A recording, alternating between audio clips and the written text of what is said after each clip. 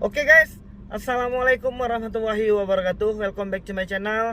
Apa kabar kalian semua seluruh subscriber setia yang hari ini masih tetap berjuang untuk menyelamatkan diri dari jebakan aplikasi pinjaman uang online. Dan hari ini kita pengen ngebahas seberapa canggihkah sudah aplikasi pinjol yang hari ini sedang kalian gunakan, sehingga mereka itu bisa meretas kontak, bisa meretas foto, video, log panggilan, SMS, dan lain sebagainya. Semua yang ada di handphone kita. Apa benar ya aplikasi pinjaman uang online hari ini sudah secanggih itu?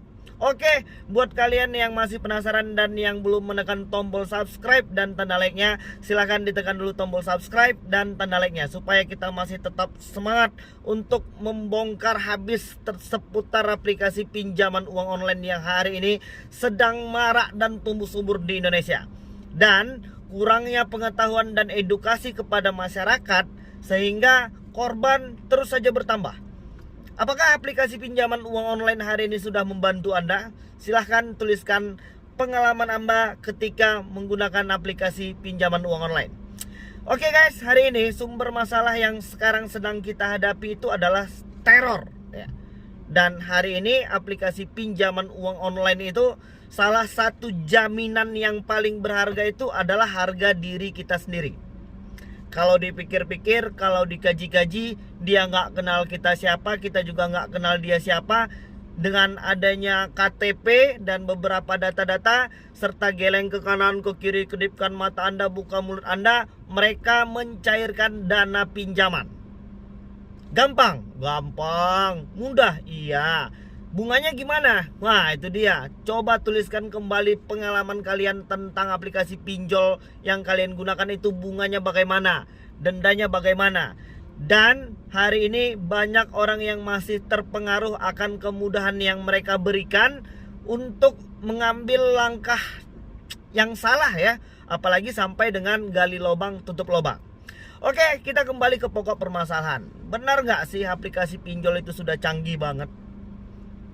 Mungkin ada yang sudah pernah bingung tentang gimana sih mereka ini bisa mengambil foto-foto kita.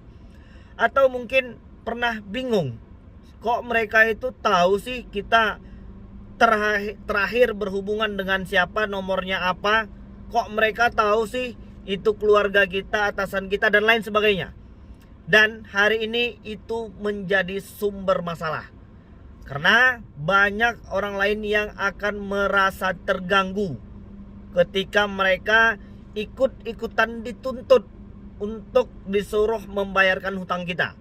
Apakah mereka marah? Iya dong, jelas. Toh kemarin kita minjem uangnya nggak dikasih tahu, nggak dikonfirmasi kepada mereka. Toh hari ini kita galbay, mereka ikut-ikutan ditagih dan dituntut untuk melakukan pembayaran. Apakah aplikasi pinjol melakukan hal itu? Tujuannya apa kira-kira? Tujuan mereka melakukan itu supaya kita panik. Mereka ingin menyerang psikis kejiwaan kita supaya kita membayar hutang tersebut.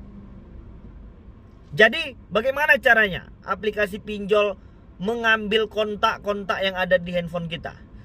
Ayo coba ingat-ingat ketika pertama kali kalian mendownload aplikasi tersebut. Ada tidak pertanyaan tentang perbolehkan aplikasi untuk mengotorisasi kontak? Hari ini OJK sudah kasih tahu, aplikasi pinjol yang legal dan berstatus terdaftar serta berizin di OJK tidak boleh mengotorisasi kontak. Jadi coba lihat dulu di menu settingan di handphone kalian. Apakah aplikasi pinjol yang hari ini sedang kalian gunakan mengotorisasi kontak kalian atau tidak? Jika iya, maka fix buat laporan ke OJK, karena OJK sudah larang untuk aplikasi pinjol mengotorisasi kontak, karena itu merupakan salah satu sumber malapetaka ketika kita berurusan dengan aplikasi pinjol.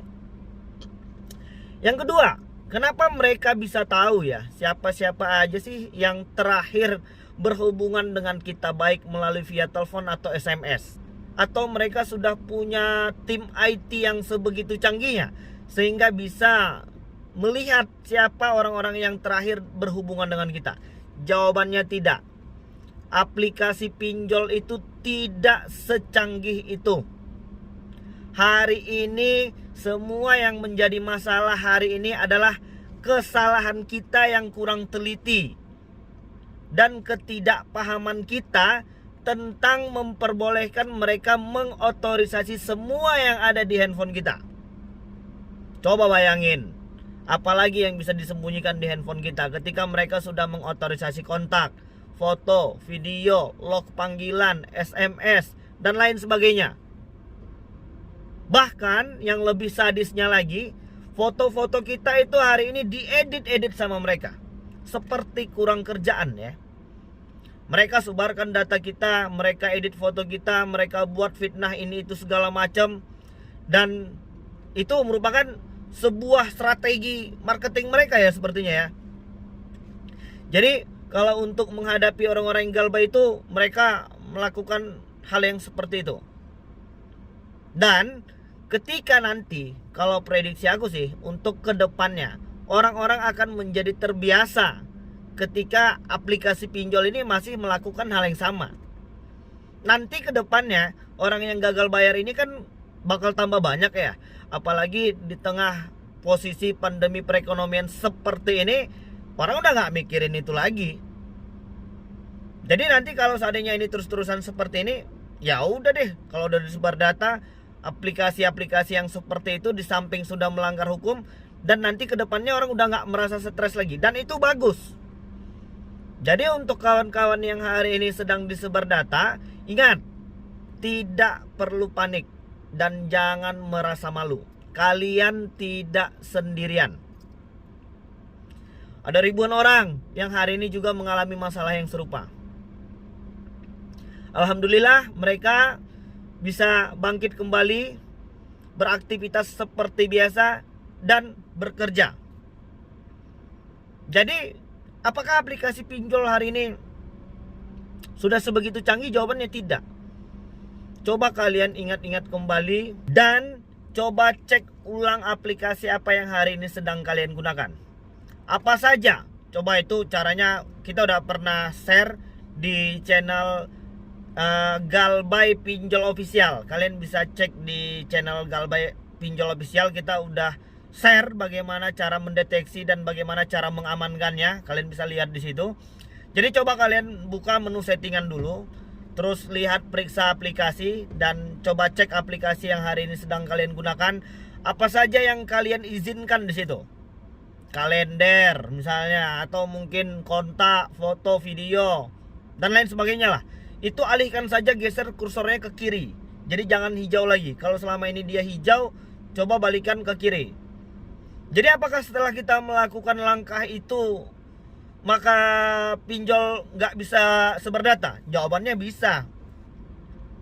Kenapa seperti itu bang? Karena dari awal kita sudah mengotorisasi dan mengizinkan mereka untuk mengambil atau melihat-lihat semua yang ada di handphone kita. Karena itu merupakan salah satu sumber strategi mereka.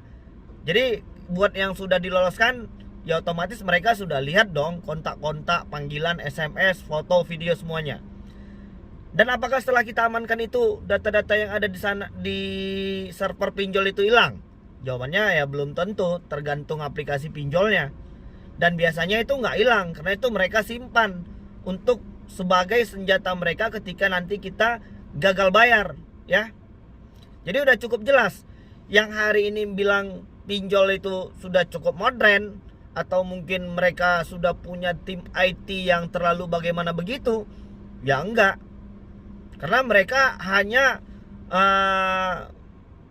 mengirimkan bentuknya ya dalam bentuk aplikasi tersebut, lalu kita memperbolehkan. Kalau kita tidak perbolehkan, ya maka kita nggak lolos dong aplikasi pinjolnya. Dan mereka nggak mau itu, mereka mau kita memperbolehkan atau mengizinkan mereka untuk mengotorisasinya, supaya mereka punya senjata ketika nanti kita gagal bayar pinjol. Oke, jadi udah cukup jelas ya, pinjol itu tidak secanggih seperti yang kalian bayangkan.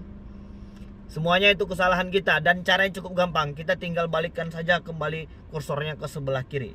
Oke, jadi udah cukup jelas, mungkin itu dulu yang bisa kita sampaikan, dan mudah-mudahan video ini bermanfaat untuk kita semua. Assalamualaikum warahmatullahi wabarakatuh.